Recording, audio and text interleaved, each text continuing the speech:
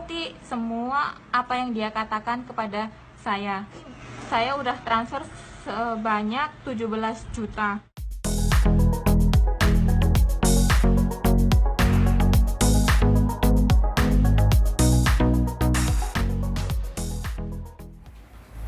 Halo, assalamualaikum.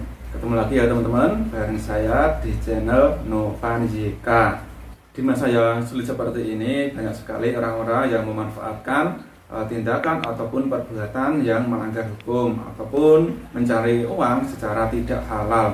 Yang tidak asing lagi adalah melalui penipuan online. Dan ternyata korban dari penipuan online ini tidak hanya terjadi yang ada di Indonesia saja ataupun orangnya yang ada di Indonesia. Bahkan banyak juga dari TKI ataupun TKW yang terkena modus penipuan ini ya. Jadi bagi teman-teman yang ada di luar negeri khususnya, ini harus berhati-hati dengan modus penipuan yang mengatasnamakan barang kiriman. Seperti yang terjadi pada salah satu TKW dari Taiwan ini, meskipun ini sudah lama ya. Jadi ini menjadi pembelajaran juga bagi kita bahwa kita harus selalu berhati-hati terhadap orang yang tidak dikenal mau menitipkan barang pada kita ataupun kita mau dikirimi barang. Kemarin sempat juga ada teman kita TKI yang dari Taiwan, cowok itu juga mendapat warisan katanya, ternyata malah ketipu juga. Nah kali ini modusnya beda lagi, yaitu tentang pengiriman barang yang mengatasnamakan juga pihak bea cukai. Ternyata petugas di bea cukai cuman gadungan ataupun abal-abal alias palsu. Nah yang awal ceritanya itu mbaknya itu berkenalan ataupun diinbox oleh orang yang tidak dikenal. Nah kebetulan ini adalah orang asing ya yang menginbox. Nah ini mau mengirimkan barang ke Indonesia. Jadi meminta alamat dari Mbak TKW ini. Saya dimintain tolong sama orang luar dan katanya dia mau menitip uang kepada saya dan dia minta alamat rumah saya untuk dikirimi barang yang berharga seperti handphone, laptop, ataupun perhiasan. Dan waktu itu mbaknya setuju aja ngasih alamat dan identitas alamat rumahnya. Nah setelah penipu mendapatkan alamat dan identitas yang mau dikirim, ini seolah-olah mau mengirimkan barang. Nah, jadi dia itu membuat resi palsu dan juga barang kiriman palsu ya. Jadi cuma difoto terus dikasih nomor resi palsu kepada orang yang bersangkutan. Kemudian si pelaku setelah mengirim barang menginformasikan kepada Mbak TKW ini bahwa barang yang mau dikirim itu ternyata ditahan pihak bea cukai. Dia bilang kepada saya barang itu ada di Bandara Jakarta dan dikenakan biaya untuk membuat sertifikat money laundry. Kemudian ada oknum lain ataupun pelaku lain yang mengaku seolah-olah sebagai petugas bea cukai menelpon ataupun menghubungi Mbak TKW ini. Nah untuk bisa mendapatkan barang yang dikirim ke alamatnya itu harus membayar uang sekian.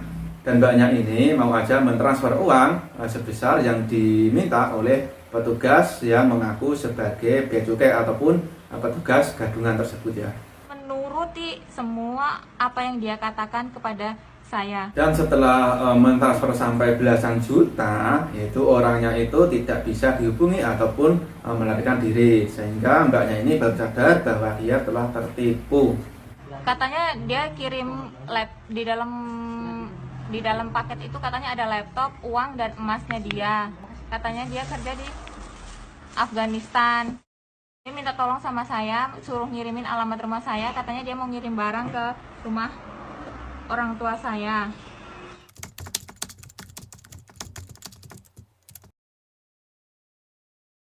Saya udah transfer sebanyak 17 juta kepada Nicole Demus Lely dan Gottlieb Pelo. Nah, jadi itu tadi ya pengalaman dari mbaknya yang terkena penipuan ataupun dikuras uangnya oleh orang yang tidak dikenal. Jadi ini pelajaran penting bagi kita bahwa kita harus selalu hati-hati misalkan mengenal seseorang yang melalui Facebook ataupun WA. Misalkan kita kenalan ataupun mau dikirimi barang oleh seseorang yang tidak kita kenal, kita juga harus bercerita juga sama teman-teman ataupun sahabat kita biar kita mendapatkan solusi. Jangan cuma dipendam sendiri, nanti ujung-ujungnya malah terjadi penipuan. Ini misalkan cerita kepada teman ataupun sahabat, kita bisa mendapat masukan dan juga pengalaman dari teman-teman yang sudah ada. Perlu diketahui juga bahwa pihak petugas di bea cukai itu tidak aktif menelpon kepada orang yang menerima barang kiriman supaya itu membayar pajak ya. Misalkan barang kita bermasalah ataupun harus membayar pajak, itu cuma ngasih tahu sekali aja ya. Kemudian itu tergantung kita, misalkan kita mau membayar, itu kita yang harus menghubungi, bukan pihak bea cukai yang ngoyak-oyak kita supaya membayar. Juga untuk transfer uang, misalkan pembayaran, itu pihak bea cukai itu tidak mengatasnamakan perorangan, jadi mengatasnamakan instansi ya. Kalau misalkan mengatasnamakan perorangan, itu berarti sudah tanda-tanda penipuan, dan disuruh mentransfer itu harus menghubungi langsung pihak bea cukai ya. Jangan langsung transfer, nanti malah terjadi hal-hal yang tidak diinginkan. Jadi seperti itu ya teman-teman, informasi kali ini semoga bisa memberi wawasan dan juga bermanfaat bagi semuanya. Oke, sampai di sini dulu, sampai ketemu lagi di video berikutnya. Assalamualaikum.